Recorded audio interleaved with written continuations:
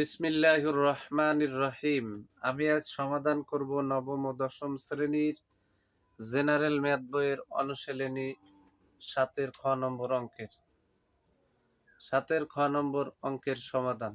দেওয়া আছে first bracket ax - cy, a square - c square equal to first bracket 0, ay - cx। প্রথম শর্ত মতে উভয় ব্র্যাকেটের প্রথমটা তাহলে প্রথম শর্ত মতে ax - cy ইকুয়াল টু 0, এটা হচ্ছে সমীকরণ 1। আর দ্বিতীয় শর্ত মতে ay - cx equal to a square - c square. আমরা একটু সাজিয়ে নিছি, এ কারণে দ্বিতীয় ব্র্যাকেটের অংশটা আগে নিছি এবং প্রথম ব্র্যাকেটের দ্বিতীয়টা পরে নিছি, একটা লাইন কম করা লাগলো। 1 নম্বর সমীকরণে ax x যুক্ত পদ আগে আছে, এ কারণে আমরা -cx কে শুরুতে আনছি এবং প্লাস ay কে পরে দিছি equal to a square - c square. এটা হচ্ছে সমীকরণ 2।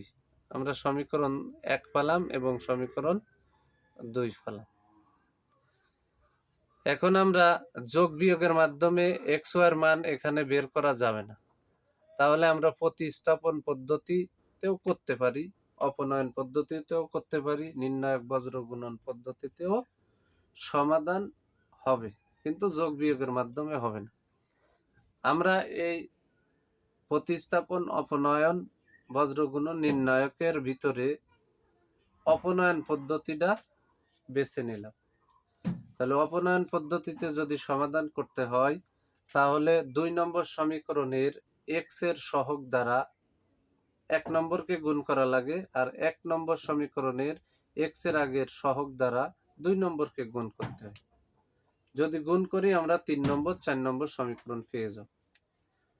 হ্যাঁ, কেউ যদি ইচ্ছা করে আমরা 2 নম্বর সমীকরণের y এর আগের সহগ দ্বারা 1 নম্বরকে গুণ করব, 1 নম্বর সমীকরণের y এর আগের সহগ দ্বারা 2 নম্বরকে গুণ করব, তাও কিন্তু সমাধান হয়ে যাবে। আমরা x এর আগের সহগ দ্বারা গুণ করছি, তাই এখানে আমরা লিখছি 1 নম্বরকে c দ্বারা এবং 2 নম্বর সমীকরণকে a দ্বারা গুণ করিয়া পাই। তাহলে আমরা এখানে গুণ করব। আমরা যদি এখানে গুণ করি তাহলে 1 নম্বরকে c দ্বারা, তার মানে 1 নম্বর সমীকরণ ax - cy ইকুয়াল টু 0, তাহলে একে c দ্বারা গুণ করব। তাহলে ax কে যদি c দ্বারা গুণ করি acx, cy এর আগে মাইনাস আছে, c এর আগে প্লাস আছে, তাহলে প্লাসে মাইনাসে minus c square y equal to c রে যদি আমরা 0 দিয়ে c কে যদি আমরা 0 দিয়ে গুণ করি তাহলে 0ই হবে। এটা হচ্ছে সমীকরণ 3। এবার 2 নম্বর সমীকরণকে লিখছি a দ্বারা গুণ করে, তাহলে 2 নম্বর সমীকরণের cx এর আগে আছে মাইনাস, আর যে a দ্বারা গুণ করব তার আগে আছে প্লাস, তাহলে প্লাসে মাইনাসে এখানে হয়েছে মাইনাস, তাহলে মাইনাস cx গুণ a, তাহলে মাইনাস acx। 2 নম্বর সমীকরণে a y এর আগে আছে প্লাস, যে a দ্বারা গুণ করব তার আগে আছে প্লাস, প্লাসে প্লাসে এখানে দিলাম প্লাস, a গুণ a স্কয়ার, পাশে আছে y বসাই দিলাম ইকুয়াল টু a স্কয়ার রে যদি a দ্বারা গুণ করি তাহলে a কিউব হবে, c স্কয়ার এর আগে আছে মাইনাস, এর আগে আছে প্লাস, প্লাসে মাইনাসে মাইনাস, a গুণ c স্কয়ার, আমরা এখানে লিখতে পারি ac স্কয়ার। এটা হচ্ছে সমীকরণ 4। আমরা 4 নম্বর সমীকরণ পেলাম, 3 নম্বর পেলাম। আর শুরুতে প্রথম শর্ত মতে 1 নম্বর বের করছি, দ্বিতীয় শর্ত মতে 2 নম্বর বের করছি। এখন আমরা এই 3 নম্বর এবং 4 নম্বর সমীকরণকে একটু রিসার্চ করে দেখব। যদি চিহ্ন পরিবর্তন করার পরে x যুক্ত অথবা y যুক্ত পদের যে কোনো একটা দূর হয় তাহলে বিয়োগ করে লেখা লাগে, আর যদি কোনো চিহ্ন পরিবর্তন ছাড়া যদি দূর হয়,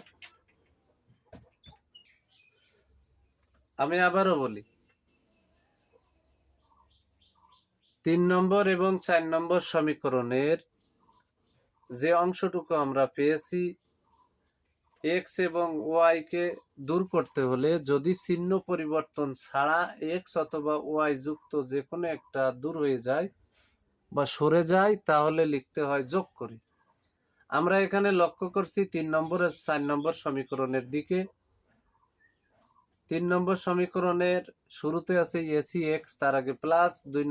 4 নম্বর সমীকরণের শুরুতে আছে মাইনাস এসি এক্স। তাহলে এখানে অটো প্লাসে মাইনাসে এটা রিমুভ হয়ে যাচ্ছে, তাই চিহ্ন পরিবর্তন করা লাগেনি, সরে গেছে, তাই এখানে যোগ করে লিখে দিচ্ছি। এবার আমরা যে অংশটুকু আছে এই অংশ দিয়েই ওয়াই এর মান বের করে ফেলবো।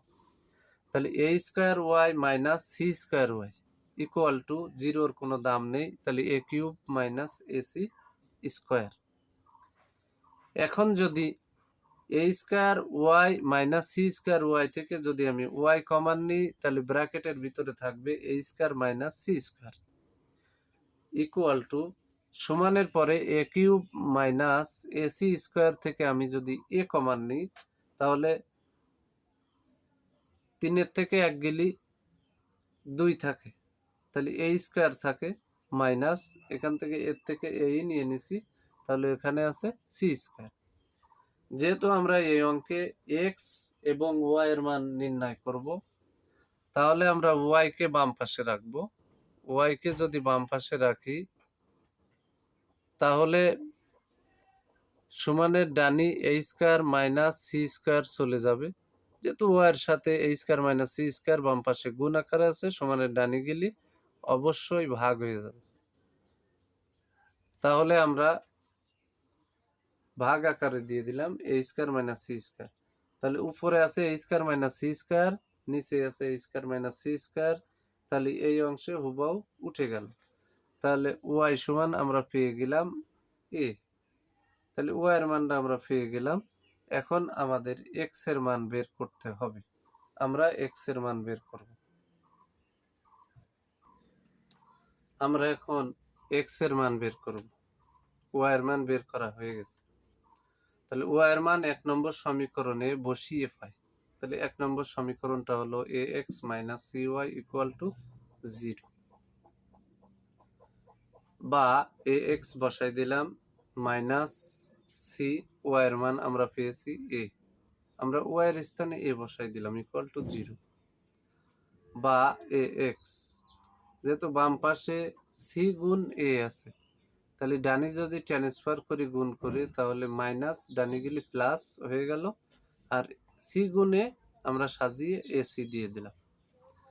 এক্স রে আমরা বা দিয়ে রাখলাম, বা এক্স ইকুয়াল টু, যেহেতু এক্স এর সাথে এ গুণ আকারে আছে, সমানের ডানি গেলে ভাগ, তাহলে এতে এতে কাটা, তাহলে এখানে আমরা এক্স এর মান পেয়ে গেলাম সি। আমরা পরিশেষে এখন লিখতে পারি, যেহেতু অঙ্কে বলেছে এক্স কমা ওয়াই এর মান নির্ণয় করো, তাই আমরা এখানে লিখে দিছি অতএব নির্ণয় মান x comma y equal to, x এর মান যেহেতু সি, তাহলে আগে সি দিলাম, কমা ওয়াই এর মান যেহেতু এ, তাহলে তারপরে দিয়ে দিলাম এর মান। এটাই হলো 7 খ নম্বর অঙ্কের সহজ সমাধান। যারা আমার এই ভিডিওটি দেখবে, তারা যদি উপকৃত হয়, অবশ্যই তাদের কাছে আমার দাবি থাকবে, তারা আমার ইউটিউব চ্যানেল টিচিং হোম 90-কে সাবস্ক্রাইব করবে, লাইক কমেন্ট শেয়ার করে পাশে থাকবে। আমি আমার ইউটিউব চ্যানেল টিচিং হোম 90-তে নবম ও দশম শ্রেণীর জেনারেল ম্যাথ বই থেকে প্রতিটি গুরুত্বপূর্ণ অধ্যায়ের গুরুত্বপূর্ণ অঙ্কগুলো সমাধান করে এই চ্যানেলে আপলোড দিই। কেউ যদি আমার চ্যানেলের সাথে যুক্ত থাকে, তাহলে নবম ও দশম শ্রেণীর জেনারেল ম্যাথ বইয়ের সমাধান করে সে পরীক্ষার জন্য পূর্ণ প্রস্তুতি নিতে পারবে ইনশাআল্লাহ। আসসালামু আলাইকুম ওয়া রাহমাতুল্লাহি ওয়া বারাকাতুহু।